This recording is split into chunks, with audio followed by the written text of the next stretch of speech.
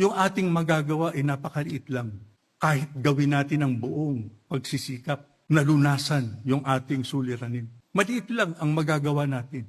Pero ang sabi sa atin ng Biblia, kung ang Diyos ang ating kasama, numanaan niya ang hirap, ano magagawa natin? Masasalungan natin. Malalampasan natin ang lahat ng sana maawaan Diyos sa atin.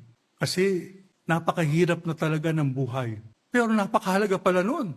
Magawa natin yung kalooban ng Diyos. Masunod natin yung uri ng pamumuhay na hinahanap niya sa atin. Sapagkat kung gagawin natin yan, anuman ang ating masagupa, gaano man kabigat ang sitwasyon ng buhay, kahit gaano pa katindi ang karamdamang dumating sa iyo, masasalungan natin ang lahat ng yan sa tulong ng Diyos. Ang pagmamahal ng Diyos, mga kapatid, walang hanggan. Pagka tayo sumunod sa Kanya, pagka tayo ay namuhay ng ayon sa Kanyang kalooban, kapag binigyan natin siya ng kasiyahan, tulad ng ating paksang diwa, patuloy nating bigyang kasiyahan ng ating Panginoon, yan ang gagawin niya sa atin. Siya mismo ang magpaplano para sa ating buhay.